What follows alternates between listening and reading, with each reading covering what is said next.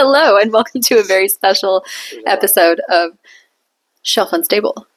Episode?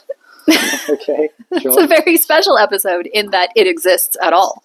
My mic is flopping down. It's not real comely. I disagree. I think it's hot. Asthma drinking noises. Okay, ready? 1, 2, 3. Welcome to a special episode of Shelf Unstable. I think this is the first video I've put on this channel in approximately a year. I have been very busy with an intercontinental move, finishing writing my own book, reading other books, quitting jobs, getting those jobs back, etc. It's been 180 after 180. That's just a 360, and I'm definitely not where I was when I started. So, welcome back, everyone, including myself. And welcome Ben, my fiance, his first time on the channel. And we are here to do a mid-year book freakout tag. Anyway, hi Ben. How are you doing today? Good. How are you? I was bribed with $8 wine, so that's He all was. it takes apparently. He was. Asthma wine sip. Let's get to it. Oh, oops. Don't look at these cards. They have spoilers, so don't pause and zoom. Spoilers for our books. Okay, we're here to talk about the things we've read in the first half of 2024. And I don't know why they put the biggest question first. Could vary the lead a little bit, you would think. But You would think. But the first question on the mid-year book freakout tag is favorite book so far of 2024. Ben, how about you kick us off and tell us what your favorite book has been so far this year? my favorite book was a bit of a dark horse because I did like the first 3 of the series, but nowhere near enough to think that the 4th would become a favorite, and maybe even second or third best book I've ever read. Perhaps the Stars by Ada Palmer. 4th book and final book in Terra Ignota. And it's just sort of everything. It is technically science fiction, but it's just sort of everything. If you've ever felt an emotion and would like to feel it again, it's probably a good book to pick up, I would think. If I hadn't read that book in 2023, that would also be my favorite book of this year. I read it, I think, in November of 2023, and I still haven't stopped thinking about it. Terra Ignota is an absolute masterpiece for anyone who likes science fiction, again, emotions, beautiful writing, some of the most beautiful, intense prose I've ever read. I was sobbing in my cups when I was reading that series. I think if you need any hope for humanity, it's a good place to get a bit of that. It's kind of crazy. It makes 3 fairly eventful books, depending on who you ask, I guess, feel like entirely set up, because it really just pays off everything, and every idea that she put into the series before that point really culminates. Every complaint that I had about the series is completely turned around. It's pretty much perfect from start to finish. It's very long. Every chapter kind of feels like its own thing in a way, and I think it's perfect. What do you think? I agree. And oddly enough, my favorite book of 2024 is also an extremely long book written by a woman that is a science fiction book. And that is Passage by Connie Willis. But unfortunately, that's a bit of a lie. Because when I wrote the answers to these questions, I had not read a different book that is now my new favorite of 2024. But that's for the July wrap-up and not for this video. I'm going to go ahead and say, up until 2 days ago, my favorite book of 2024 was Passage by Connie Willis. Connie Willis is a very critically acclaimed, and I think she's had like the most amount of awards for any science fiction author, but I feel like you don't really hear about her very often. And she's written a ton of books, I think. And most notably, I think, Doomsday Book and To Say Nothing of the Dog.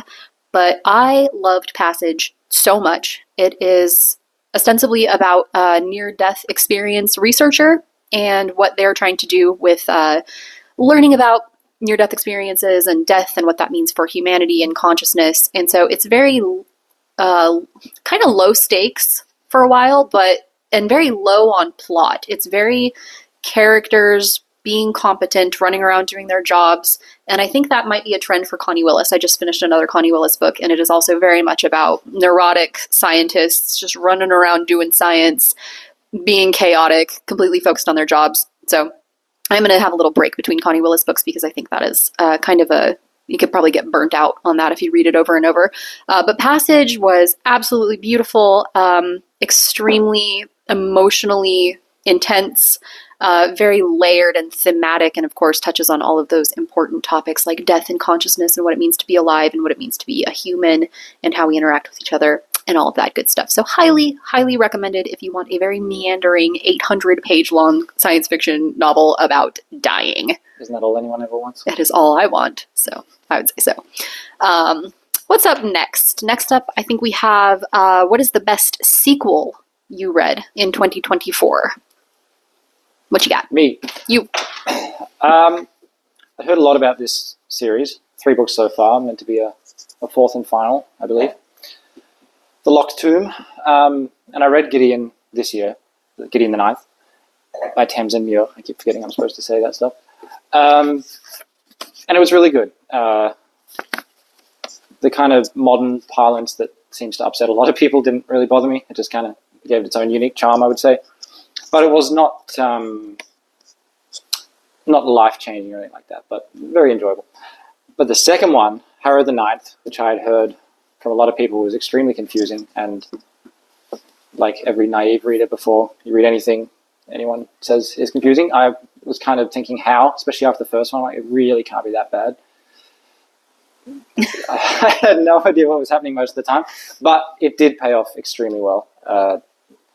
It's just beautiful the way it came together, and for it's impossible to describe almost, especially without spoiling. But I'd need to spend 20 minutes just trying to provide context to give each individual spoiler.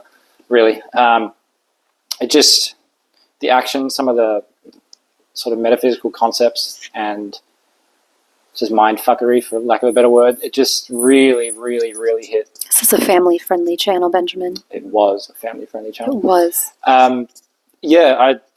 Just perfect. I did read Nona, the third one, which was pretty good, but I need a 4th one to really close it out. That was kind of a side chapter sort of thing. I still had no idea what was really happening, so that's, I guess, comforting.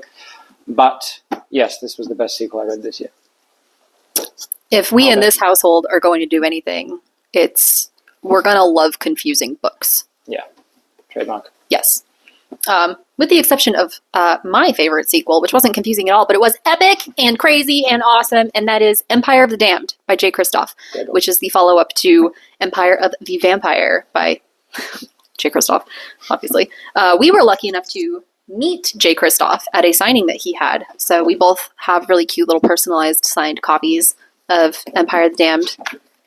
Yeah. I'm sorry. This book was great, super fast-paced, super action-packed, not nearly as edgelordy as some people on the internet would like you to believe. Just great pacing, great characters, heart-wrenching, hilarious, great prose. Jay Kristoff really knows how to spin a twist. We, in this household, call him Jay Twistoff because, he just knows how to reel you in and smack you in the face. And his signing and talk that we went to was really, really fun. We were lucky enough to go with several of our friends and that we met on Jimmy's Discord, the Fantasy Network. We've made some friends there, and so we all got to meet up and meet Jay Kristoff together and get our books signed.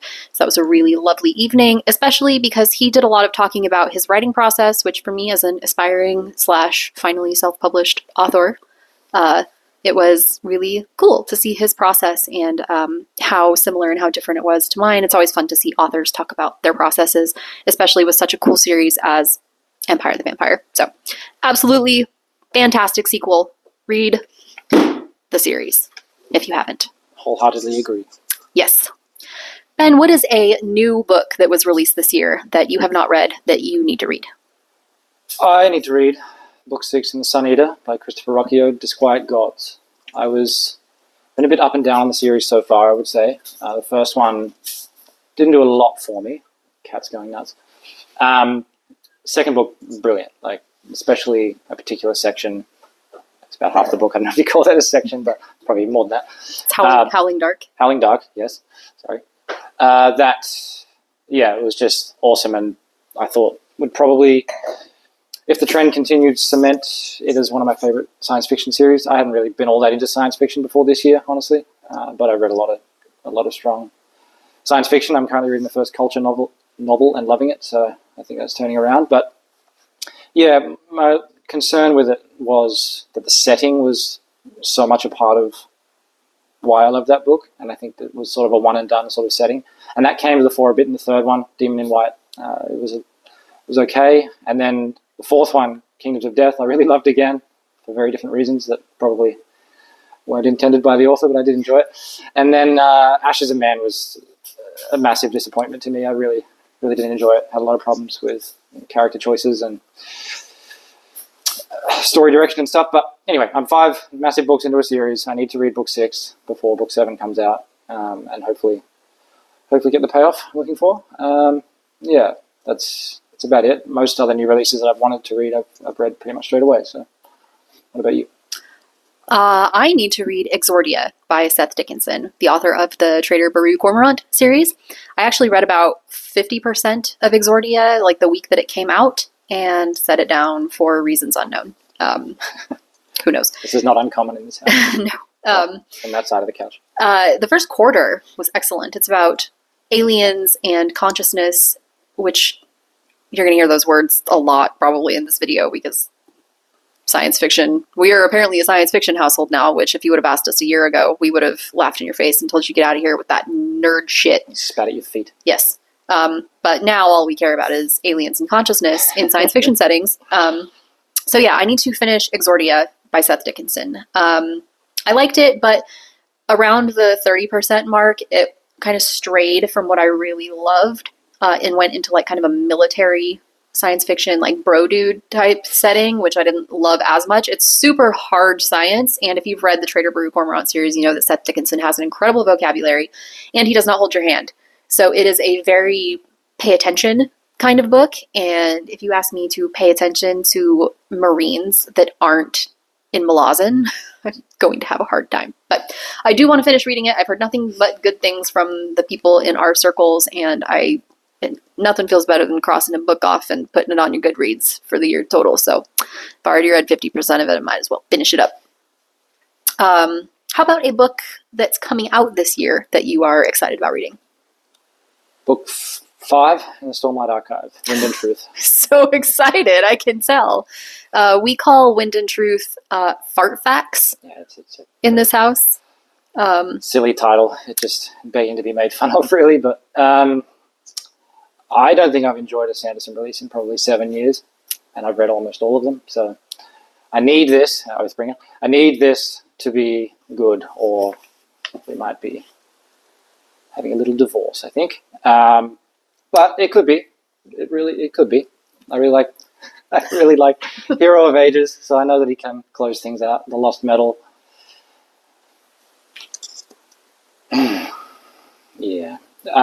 So we'll see what happens, but I hope it's amazing for all of your sakes. I have no dog in this. Yeah, I mean, it would just be better for the fantasy world if it was good, right? We all want that, I think, especially after Rhythm of War and Fury of the Gods by John Gwynne. Again, I probably like his first series a little more, but I did like Shadow of the Gods, and Hunger was okay. It left me a little skeptical, maybe, on where it'll go, but I think Fury has the potential to drag me in pretty quickly if it goes a certain way, or maybe doesn't go a certain way. This is a very vague video. I apologize. But yeah, I'm looking forward to seeing what he does. Seems like one of the nicest dudes in the world, and I wish him nothing but the best. So I hope it's a great, successful release for everyone, and me. My upcoming excited book, the book I'm excited about the upcoming release that I'm excited about, is the Book of Elsewhere by Keanu Reeves and China Miéville. I'm kind of with you. I'm not that excited for this book that I'm excited about because I don't expect this book to be good. I don't know why that's the case, but and also I don't know why I'm excited about a new China Miéville release when there are like 7 China Miéville books that I haven't read. That I could just go read those. An actor writing with him, yes. But I'm excited for China Miéville to maybe get a little bit more recognition because of a project that he's doing with Keanu Reeves, who is universally beloved. And I love Keanu Reeves, but I love China Miéville. And I think it's great that China Miéville is writing fiction again in some capacity. And I still have hopes that he will someday, maybe, possibly, hopefully, maybe revisit the Baslag universe. So I'm just happy he's writing fiction, and I'm happy to support two unproblematic question mark in this day and age. Who knows, men? By the time this comes out, find out next week. Yeah, how unproblematic these people are. Lucy, if you knock over this tripod, I won't do anything because you are the sweetest, cutest girl, but I will be sort of upset. Anyway, I'm excited about that. And, well, since we were so excited about our upcoming releases, how about we get into the disappointments that we've had of the year? What was your biggest disappointment this year, Ben? It's a bit of a left field one. I'm a metalhead who loves musical theatre, which maybe not as unique as I think, but I decided to read Phantom of the Opera because I've been getting into, by Gaston Leroux, been getting into a lot of Gothic classics, Wuthering Heights, Frankenstein, others I can't think of right now, but I've really enjoyed, and one I'll mention shortly. Not a classic so much, but just any form of Gothic setting, Gothic architecture, any of those vibes seems to work for me really well.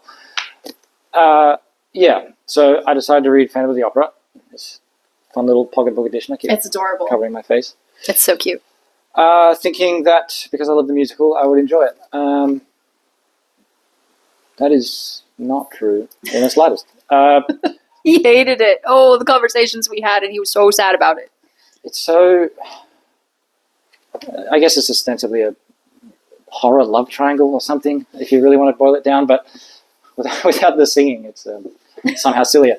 But Raoul, if you know, you know, is the worst, most irritating character I've probably ever read. He's the dumbest person I've ever... And you've read Brandon Sanderson. I've read Brandon Sanderson. He just the most dramatic shit you've ever heard in your life. It's just, woe is me, fainting on the ground, just at like a slight glance that wasn't directed at him or whatever, and then Christine would say, "Oh no, it's fine." He'd go, "Oh my God, I love you again. Oh well, I hope we're together forever. You're so beautiful." And she'd just turn around and go, "How have you looked away from me? Oh my God, I'll never survive. I'm going to kill myself. Jump off the roof." Just terrible examples, but just stupid, really. And then in the end, there was like I guess I spoil a book, but methods of torture that were just nothing. He was just acting like he was having his fingers pulled off. It was just so bad. No. If you're halfway through it one day and you think, oh, maybe it turns around, it gets worse. So, disappointing. How unfortunate. Yes. What about you? I'm very sorry, Ben. My biggest disappointment I need wine for this. of this year is Black Leopard Red Wolf by Marlon James, which is one of Ben's favorite books of the year. And it's my biggest disappointment because he loved it so much, and he was reading it, and I would look over at him, and he's just like, so good. It's so good. And so I was expecting a lot because we have very similar tastes. This was not for me at all. I think a lot of it is, it's told in such a way that's like an African oral storytelling style, and it's very mythological and folklore-ish, none of which resonates with me. I'm not a mythology person. I don't like folk tales. Also, maybe this is just my problem because of the types of books that I read, but this was sold to me as something like gritty and disgusting and gory and just nasty. I didn't think it was that bad. I really didn't think it was that bad. So, and it also felt like it was just kind of running around in circles. The plot of this is basically like a bunch of people with weird powers try to go find a boy. And they just do that in the most... How was this book boring? How was it boring? Like, it was boring, and I'm so sorry. They never did anything. They just ran around in circles, telling each other weird parables and mythology that I had no idea how to parse, and maybe that's on me and my reading comprehension, but I just didn't care. I didn't care. It wasn't edgy enough for me to be like, ooh, shocking, and keep my attention. It wasn't told in like a beautiful prosaic way for me to be like, oh my gosh, it's so well written. It just did nothing for me. I'm so sorry. I'm going to put it down now and stop talking about it. Hey Ben, what was your biggest surprise of the year so far? Well, I have two. It's a bit hard to separate. It's probably more than that, really. But first one, Pillars of the Earth. I'm going to be talking about the second book, World Without End, shortly. But my friend Kevin Jenkins, make a video. Constantly crapped on about it, really. But everyone else, well, to be fair, most people seem to absolutely love it except Jimmy Nuts. Which, after reading, I'm a little surprised by. I understand his criticisms. I've had a conversation with him about it. But the general vibe was pretty. It scratched my epic fantasy itch without epic, sort of grim epic fantasy, without any of the magic and stuff, I guess. But everything else was pretty much there. Within about 20 pages, I was just completely drawn into it. And I thought it would be kind of dry, and I guess it is, but it just. I don't know. I hadn't been that absorbed in a long book in a long time, probably since The Crippled God a couple of years ago. I don't even know if I'd read a book over 1,000 pages since then. But I just breezed through it. Like, all I wanted to do was read this book. And it never lost momentum, which is insane for a book that long about building a cathedral. And again, Gothic architecture, I guess it popped up. Clearly it works for me. But I haven't got to the sequel yet, but we'll get there.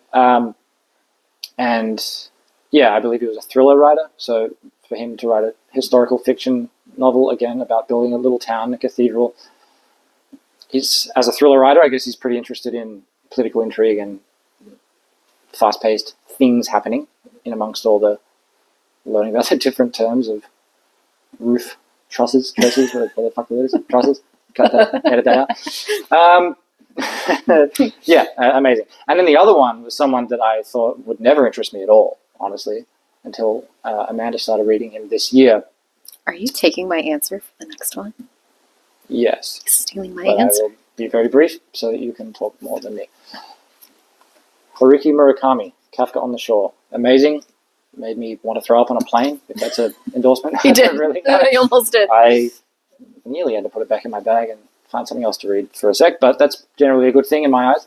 Also, gorgeous edition. Brilliant. It was like Stephen King, one of my all-time favorite authors. I've read every book by him, and it was Japanese Stephen King, I would say. You go now. My biggest surprise of the year was Haruki Murakami. Who? A little-known Japanese author of ill repute in some corners of the internet, namely a subreddit called Men Writing Women. I never expected myself to like Haruki Murakami. I have always been a little naysayer, going like, oh, is that the guy who wrote about the woman that breasted boobily down the stairs? Hater from the bleachers. And, to be fair, these women do be breasting boobily down some stairs. They do. If you'd like to know what their bodies look like, I recommend this book. Yes. I read, for some reason, we just couldn't escape him in bookstores. We go book shopping constantly, and in every bookstore, there's just massive amounts of Haruki Murakami. And we have friends that have enjoyed it, but I've always been that, no. Even though, for every other aspect of this, it should be, and is, now that I know, a slam dunk author for me. The surrealism, the in and out of reality, the liminal space, the slow meandering, meditative writing is so far up my alley. I read 1Q84. This edition is about 1,300 pages. I think I read this in less than a week. I couldn't put it down. When I wasn't reading it, I was thinking about it, had dreams about it. Living inside his prose is so hypnotic. Mm-hmm. And I really want to read Kafka on the Shore. We've got a whole bunch of them back there that are on the TBR for the rest of this year. But yeah, I was shocked how much I truly loved his writing. And it's kind of low on the plot, low on the stakes, but just so magical in his prose. And yes, there's some weird sex stuff, but I think in context, it makes a lot more sense than it does just knowing that he describes young women's bodies. Kind of creepy. But yeah, I think less so being that he describes things creepy without and unnecessarily. I think it's more of the fact that he doesn't shy away from it when it comes up. Whereas a lot of probably Western authors or authors that don't want to get the men writing women label slapped on them they don't want to be in the swimming in the Murakami River, they might just shy away from it, and they don't talk about it. They think it's unnecessary. But I think Murakami recognizes sex and bodies and just kind of the more base natures of humans as something very important that comes up a lot, and he isn't afraid to delve into it when the narrative calls for it, which sometimes is often. Well, I think he just likes when he puts you in someone's life, it's entirely in someone's life. You know, when they're using the bathroom, they love a good long pee. They do love a good long pee. And who doesn't, though? Exactly. And yeah, I think that's it. It's just very realistic, potentially, to someone's thoughts, but you almost never see that portrayed in media at all. And it was hypnotic. Like, I read 400 odd pages of Kafka on a plane trip to Singapore, and the whole Kafka thing... on the Plane is the sequel to Kafka on the... Sorry. Yes, thank you. The whole plane ride just went past like that. Because that's very idealistic. The words almost just sort of fade away and just becomes like a dream-like trance, like she said. You just see it all happening. And normally, and I don't know if this is true for his other books, I get the impression it probably is. I don't normally love things that don't have a pretty solid ending or a lot of solid answers, because there was some very, very, very, very interesting mysteries set up at the start of the book that I was hoping I'd get a fair bit of an answer to, and I guess it's there to a degree. And some authors prefer to leave things up to interpretation. He almost doesn't even give you that opportunity. But I just loved it. It didn't matter that I didn't really get the answers I was looking for. It just sort of... And I think maybe that's a bit where the Stephen King thing comes in for me as well, is that he also likes to just create an interesting premise and then just let the book go, like see where it ends up, and without having a clear idea of where the plot will end up. So he's not sort of filling in the blanks, I guess. It's just literally going. And if that gets too far away from where it could possibly resolve, they don't seem to care, which is hit or miss, obviously, but it depends on the book. And this one I thought was something pretty special. So, all right, what's next? Well, if Haruki Murakami isn't your new favorite author, who is? This is where the fight begins. Marlon James. I read Black Leopard, Red Wolf, and Moonwitch Spider King this year. Pretty close succession. And I would say that with your complaints, the way that the trilogy works would be excruciating for you, because it sort of retreads the same ground 3 times, I believe. Find out when the third one comes out, but that would... like, even though there was nothing going on, and then we'll just do the same nothing 3 times. It's probably a lot. I thoroughly loved both books for very different reasons. I'd say the second one's probably a bit more straightforward, a little less brutal. The first one was very much about, from the perspective of a very, very toxic man, I would say. And it's just a very, very, very violent, dangerous world. But the second one is more about... Moonwitch Spider King is more about what it's like to be a woman living in that world, and what decades of horrible treatment can lead someone to be. And it sort of explains how they come to inhabit the world in the way that they do in the first book. But I love both for different reasons. His style and voice is very unique. I think as I was reading it, I was pretty sure there were 3 people who would like it, and 2 of them I was correct on. 1 very much not so, but that's okay. And yeah, I have all these other books. I'd love to get to them as soon as possible. I think they're quite different. This was his only foray into fantasy, but yeah, I think new favorite author works. I'm very happy for you. My favorite new author of 2024. It isn't someone that, like, the books really blew me away, but the writing is so consistent, and the books were so exciting and so easy to read that I got completely swept away by this series. And that author is C.J. Sansom, who unfortunately passed away this year when he was writing the 8th book in the Shard Lake series. So I have read all but the final and 7th book in the Matthew Shard Lake series by C.J. Sansom, and I've loved every single one. And these books are long, and I think I was reading them in like 3 days. I just couldn't come up for air. And while none of them like make my favorite of all time book, and I don't even really like historical fiction that much, and these are historical mysteries set in the Tudor era surrounding a lawyer and the errands that he goes on for various royals. And something about the way that CJ Sansom writes 1700s London, I think it's 1700s, something about it is just so immersive. Like you're there, you can smell it. The language that he uses, it's just so detailed, so immersive, and you're just completely transported to another world. The characters are really well drawn, and I think especially for their time period, the ideas that they hold, their perspectives, their loyalties torn between who's in charge and who is married to who's in charge, and what the current ruling body decides to be following with the religion of the day. It's just really, really interesting, the push and pull between politics and church and morality within a larger mystery, and just really immersive and exciting writing just made this series really easy to blast through, like 7,000 pages or something crazy. So it's unfortunate that we'll never see an 8th Shard Lake book, and rest in peace to CJ Sansom, total legend. Thank you to the Library Ladder and Carlos from StoryTube for putting me on this series, because it was an absolute blast to read.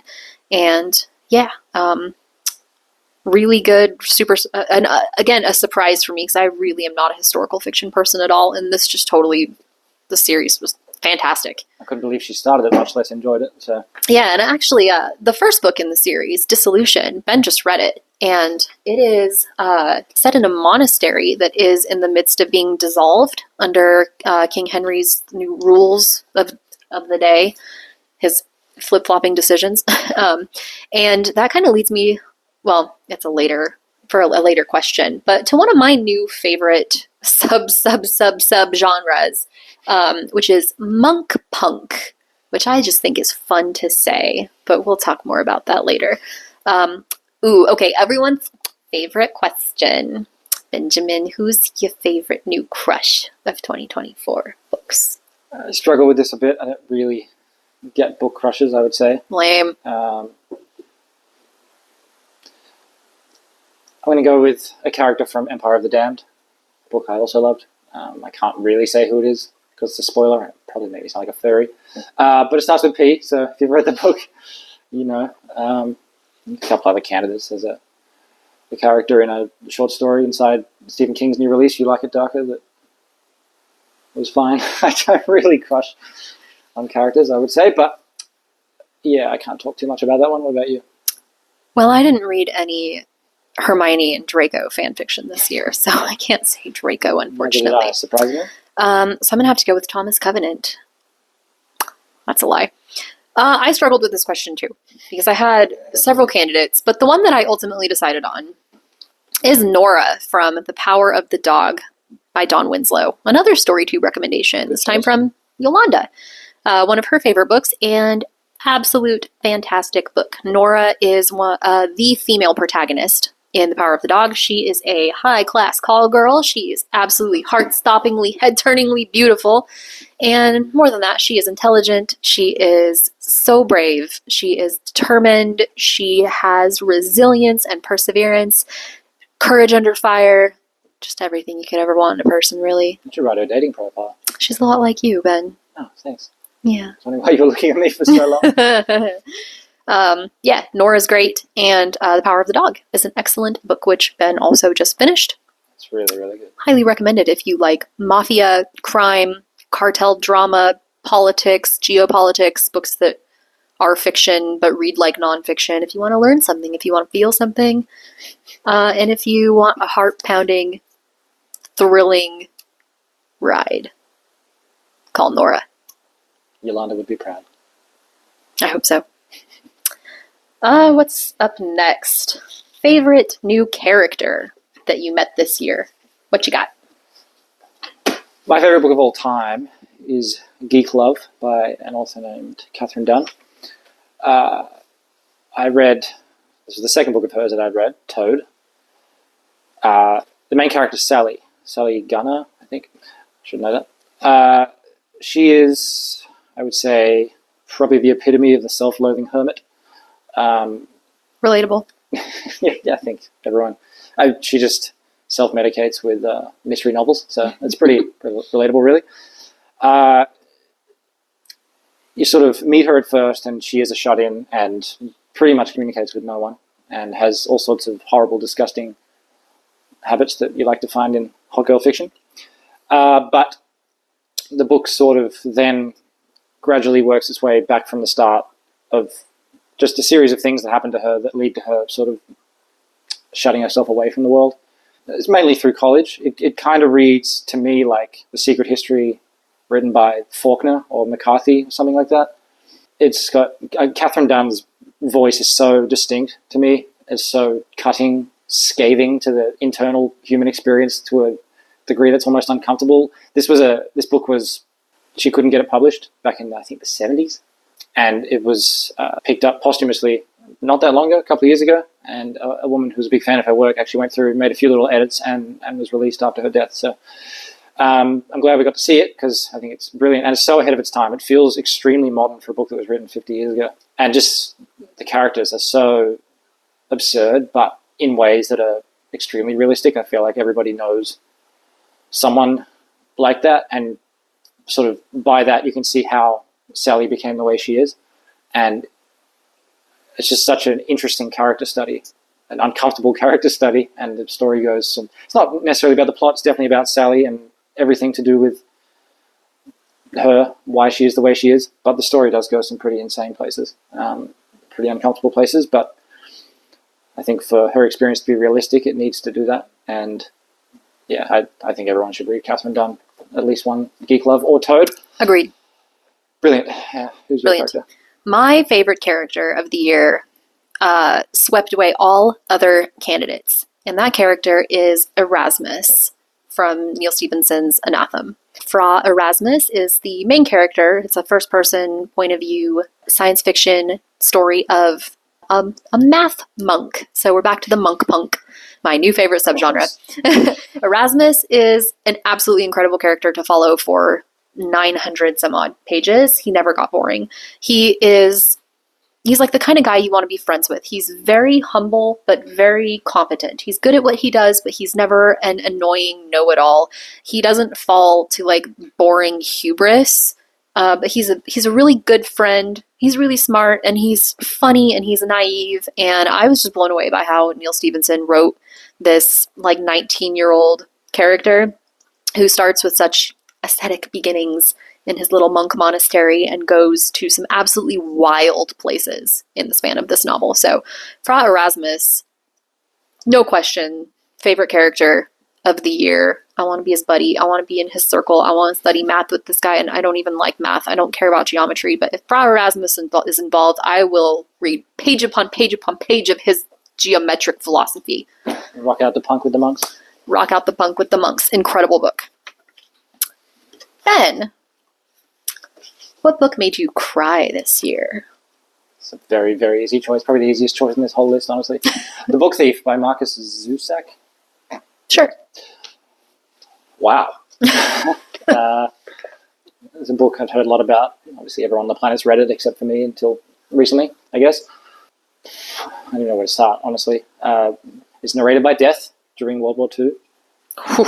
A good start. Say less. It tells the story of a young girl who hides a Jew, which was obviously somewhat of a difficult task. A young German girl, I should say. And yeah, I don't want to say too much about it, honestly, because I think it's just one of those special books that people should experience from start to finish without knowing almost anything. But yeah, I managed to hold it together for most of the way. But those last 50 pages or so were just the most heartbreaking shit I've ever read, I think. It really just about broke me, honestly. I struggled to sleep for the next 2 nights. So I know it's very popular and the most obvious recommendation ever, but I really think it's a book everybody should read. I have a similar one. Mine is also a war.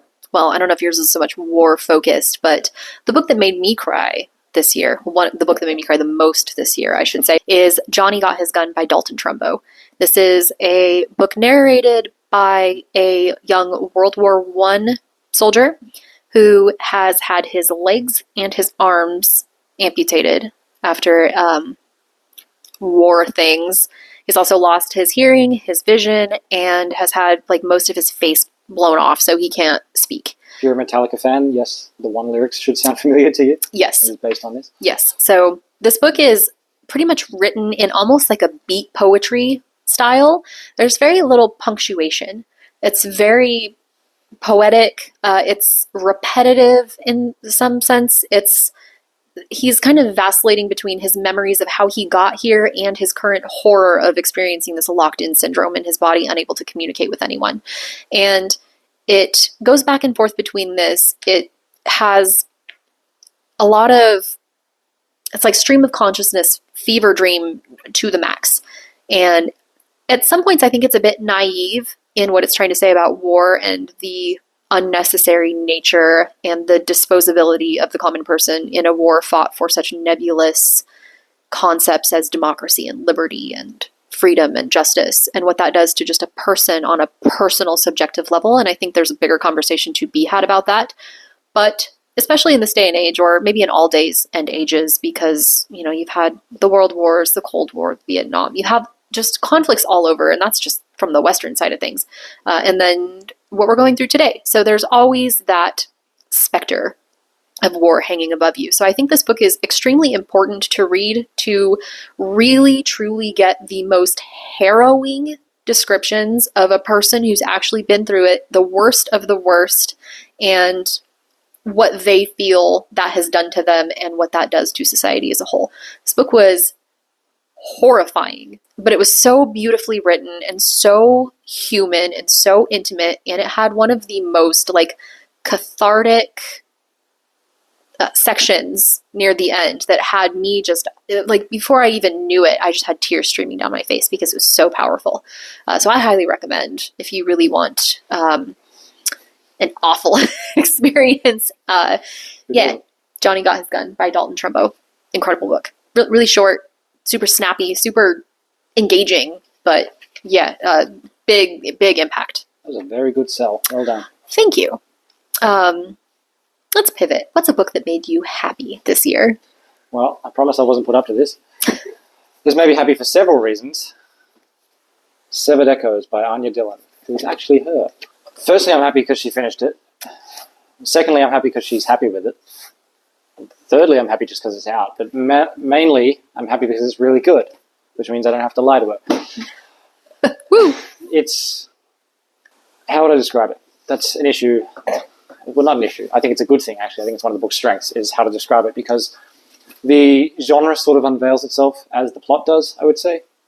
It's sort of a hidden thriller horror thing, but it doesn't seem necessarily like it's going to go that way. You know, I'm looking at you like for confirmation. Yeah, and honestly, probably my other favorite character of the year is actually in this book. It's probably not surprising that I like her, therefore something that comes out of her brain will appeal to me, but I can't talk about that at all either because it's a spoiler. But yeah, the book is extremely well paced.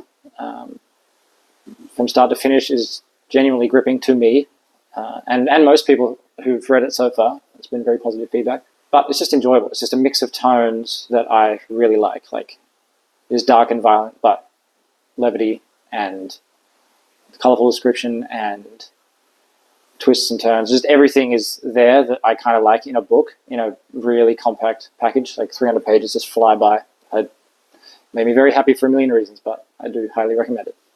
So thanks for writing it. Hey, no problem. Write another one. Hurry up. Trying.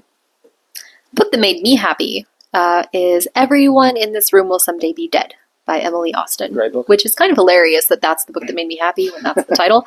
But that book is just a panic attack bookified. It is anxiety and obsession, and it made me happy because it was super relatable. As a very anxious, ADHD-filled hypochondriac, just knowing that other people have those thoughts, and maybe they're doing less okay than I am, but they're doing okay. It was just great to read that. It was really fun. It was really funny. I believe this was yet another StoryTube recommendation.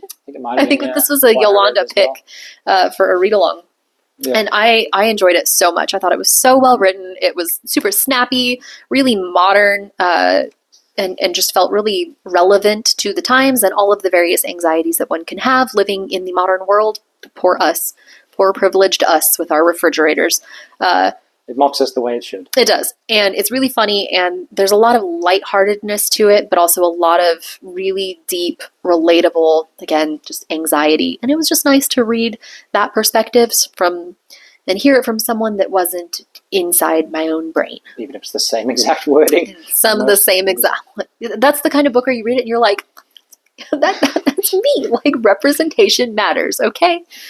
So that book made me very happy.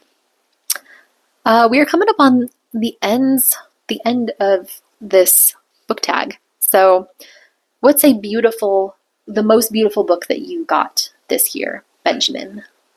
I didn't really buy any fancy editions of anything, sadly. But I really love the cover of Moonwitch Spider King. I think just the... It's the best thing about that book. I was going to say, even if you hate it, surely you can appreciate that. I can. It's beautiful. And after reading it, which this is actually my second favorite book of the year, I really like this cover and what it represents. Cover my face again. Cover, haha. I really like the cover of this book and what it represents as well, because there's actually an image involving that has not left my brain, and it's probably the scariest thing King's put in my head in not 40 years of my life, but 40 years of his writing life. Just insane. I loved absolutely everything. If it wasn't perhaps The Stars being the perfect book, that would be my book of the year. But yeah, I just like the cover. It's pretty simple, but it represents something that has not left my brain. I like the other cover, the one with the alligator and the cool palm as well. trees. It's a good story, but it's not as good as that one. I saw that one when it came in. I was like, oh, you got the shit cover. You got to read it first. The most beautiful book that I got this year is the Broken Binding edition of Perdido Street Station. Yeah, you win. It's very pretty, mostly because the edges are nice. Gorgeous. I do think this is like one of the original cover arts for it. I also have pre-ordered The Scar in the same style, and I'm really, really, really hoping that they do Iron Council, because Iron Council is the best book of the trilogy. I will not be taking questions about that opinion. I also think you had it somewhere. The Kafka on the Shore Murakami book that we got is absolutely beautiful. We have several of these editions. I'm not sure like what the publisher or what these editions are. They're like these pretty artist editions of Murakami books, but yeah, just gorgeous to look at, and I think really reflective of his writing. So these are beautiful. In my intercontinental move, I had to get rid of most of my books, so we have been slowly working on recollecting, and hopefully some pretty collector's editions of things will be coming as we build our beautiful little library together. I just find them on the doorstep when I get home from work, so that's nice. Ben, what books do you need to read before the year's over? Well, this is a bit of a silly question because it's every book ever, really. But World Without End, Ken Follett. This one is somehow even longer than Pillars of the Earth, which before I started Pillars of the Earth, I was dreading that concept, and now I'm sad it's not 3 million pages because the Black Plague setting sounds very appealing to me, because I think he did do the sort of grim life, day-to-day life of the Middle Ages really well, and I can't imagine it being much more cheery in the Black Plague, so very excited for that. I recently read The Forgetting Moon by Brian Lee Durfee, cat cameo. So I need to continue with The Blackest Heart. Maybe not the most polished epic fantasy I've ever read, but it was a debut, and I think there's a lot of heart in it, and a lot of passion, clearly. Just picking out our next book. And yeah, I just really, really enjoyed it. It read like a lot of the classics, like a sort of faster paced Tad Williams, I would say. Really enjoyed that. And then also, just while we're picking random, very long books, I need to start Crescent City by Sarah J. Maas, House of Earth and Blood. I've read her other two series, so my completionist nature tells me I need to read that one as well. Whether urban fantasy appeals to me or not, I will leave very ambiguous, clearly. What about you? I am going to finish the Shard Lake series, so I will be reading this big boy, Tombland, the last Shard Lake novel. I'm really excited about that. Hopefully Carlos from StoryTube can catch up. I think he still has books 6 and 7 to read, so maybe we'll read this together at some point. Read along. Yeah, super excited to finish out this series. I know it's not like a final book because he was continuing to write them, but they all kind of work as standalones. And so I'm really excited about this. I also am very excited to read more Murakami and also more Connie Willis. So I'm going to be reading the Doomsday book this year by Connie Willis, which I'm very excited about.